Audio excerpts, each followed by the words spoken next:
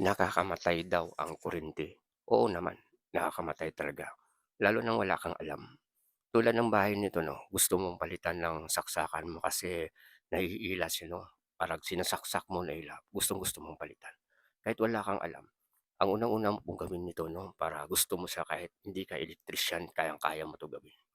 Ang gagawin mo ay patayin mo yung breaker ng bahay niyo kung ano mo yan, may planga.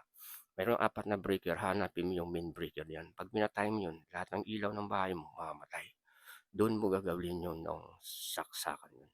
Yan, patayin mo lahat ng mga breaker. Hanapin mo yung main. 'Pag na-off mo yung main, yun mo na gagalawin. Putulin mo kahit na anong putol yun, walang walang kuryente na dadaloy diyan kasi yung breaker mo namamatay. Kahit wala ka sigurong alam na about dito sa mga electrical na 'to, kaya mo gawin 'yun. Kung mapapayos ka pa ng mga electrician o hindi ko alam magkano. Ako hindi ko nga alam 'to, pero minsan natuto din ako. Kahit anong awak mo, walang walang kuryente na dadaloy niyan, basta yung main breaker yung papalitan mo.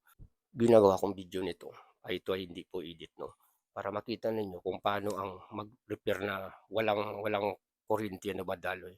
Kahit anong gawin mo, balik-baliktarin mo man mga wire nito, kahit balik-baliktarin mo man ang wire nito, wala kang at saka wala kang kaba.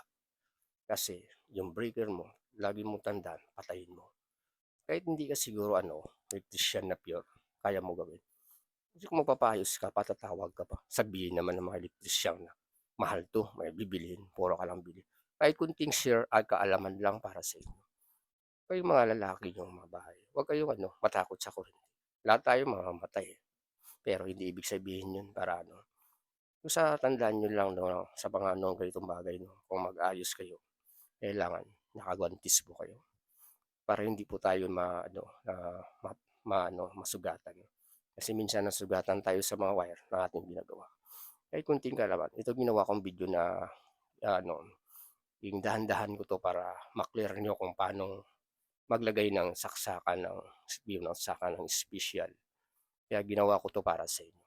Tignan niyo mabuti, dahan lang, mahirap gawin, pero natuto ako kahit wala akong pinag-aralan nito. Ang importante dito ay marunong ka. Kasi kahit minsan 'pag nasira ang bahay mo at talagang subukan mo mag-ayos ng ganyang bagay.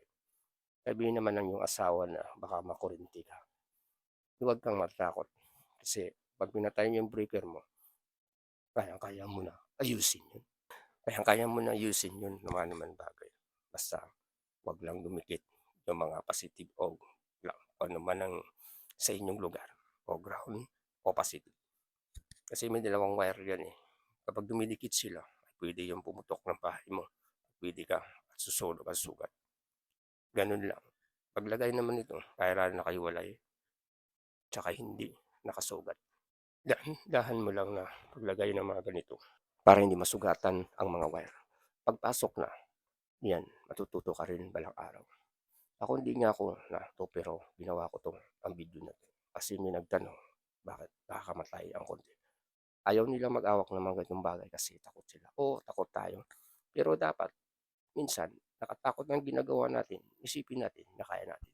Pag hindi mo alam, kahit kunti, huwag mong gawin. Hindi naman kayo pinipilit eh. Di ba? Pero itong trabaho nito, nakatipid po ako sa mga gawain bahay kasi ako lang ang nag-ayos. Kahit sabihin man nila na wala akong alam. Pero at ipacheck nyo sa mga master electrician na mga electrician yan, alam nila kung tama ang ginagawa ko. Pero kung meron naman na marunong na maging ganito na gusto-gusto, bahala na kayo. Importante naman na natuto ako na mag-repair ng mga itong bagay. Huwag kayong matakot, kuryente lang yan. Kung mayroon man sira sa bahay nyo, ayusin nyo. Tulad nito, ayusin nyo. Huwag kayong minsan lang kayong basta patayin nyo lang mga naman bagay no. Lalo na kung wala kayong konting alam, ipaayos nyo. Tatawag kayong mga electrician yan. Mga pwede yun sa mga tao no, marami diyan sa mga barangay diyan para matuto rin kayo. Ito kasi request lang, gabi na, pero pinilit ko ayusin kasi brownout dito, sinabayan ko na ng brownout dito. Tingnan nyo, matuto. Dandahanin nyo lang. hanggang sa huli hanggang matapos 'no. Nakakainis nga kasi ano, parang hindi ka komportable na mag-ayos nito. Kasi ano, hindi komportable kasi mataas, eh, mataas yung ano, dapat bababa lang 'no, pero gusto niyang may-ari mataas para hindi abot sa mga kabataan. Minsan lang ay tayo naging ano sa ating sarili. Pansinin niyo na ganito, hmm, ang hirap 'di ba? Walang edit 'to. Pinasok ko na lang para mabilis siyang ano ipasok. Gamit pala ito ay number 12 yung wire. Tandaan niyo number 12 'pag saksakan. Dito ay PX wire lang. Iba na 'tong nagta-code, eh, pero hinulit ko lang kasi para ma-plaster yung saksakan nila lalo na mga refrigerator. Tingnan yung paggawa nito at tuturin ka. Tingnan niyo mabuti. Yan, mabilis lang 'di ba? Ito tignan niyo, mabilis lang. Ito yung unang-una kong video na ginawa ko kasi first time ko nagre-repair ng mga saksakan 'no. Minsan hindi pa ako marunong nito, konti-konti pa lang. Pero habang matagal, na alam-alam ko na ginawa. I-share ko lang sa inyo itong video na 'to kasi maraming nagtanong, delikado ang kuryente, tsaka makakamatay, mga ganong bagay. Pero 'pag marunong ka talaga, ay kaya-kaya mong gawin kahit ano pa yan. Kaya mo humawak ng live na hindi ka matatakot. Kaya ang video nito ay para lang sa walang budget sa bahay niyo. Para gusto niyo mag-ayos ng inyong mga saksakan, puwede niyo gawin 'to. Dapat tignan niyo lang ang ginagawa ko. Basta patayin niyo lang ang breaker. Tsaka ito ginawa ko talaga na walang edit para makita niyo na mahirap pala gawin. Pero iba, ang singil nito hindi ko alam magkano. Pero sa akin, ang singilan nito ay 350. Pero hindi ko alam ngayon kasi matagal na ang mga panahon. Dapat kayo mga lalaki diyan sa bahay niyo, huwag kayong susuko. Kung mayroong konting bagay na diferensya sa bahay niyo, ayusin niyo kagaya ng ginawa ko. Lalo na gabi, wala kayong ilaw, tapos nasisira. Tumawag kayo ng mga electrician, lalo ng electrician sa barangay, pwede rin to. Ito, ang hirap. Minsan, nasusugatan ka. Itong ginagawa ko ay para lang to sa mga ano, sa mahilig lang at hindi ito laruan. Kasi ito, isang delikado pong ginagawa sa mga ganitong bagay. Kahit minsan gusto niyo maging matuto, kaya niyo rin ito.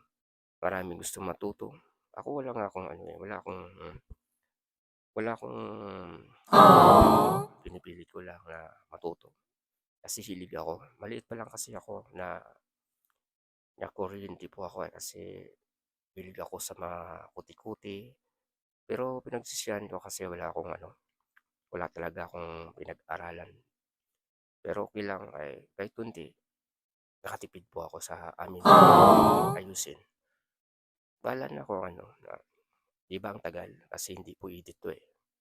Gusto ko lang ipakita sa inyo. Ito na, tapos na. Nilagyan ko ng mga tornilyo 'no, ipit-ipitan. Kaya pinako ko sa mga dingding para ma-pleat siya. Ito konting matapos na. Gabi na kasi ito, eh, mga 7 na, 7 ano-ano, kasi dito burn out. Yan, sana may natuto kayo sa mga ginawa. Ito ay first time ko na nag-ayos ng mga saksakan. Matagal na rin ako gumagawa, pero inulit ko lang kasi merong nag-request sa atin, kawawa naman. Wala po silang kuryente sa bahay. Hindi naman ako naniningil at hindi naman ako nagbabayad. Kasi pag may alam ka, i-share mo. Maraming salamat. Thank you very much. Very much. Happy New Year.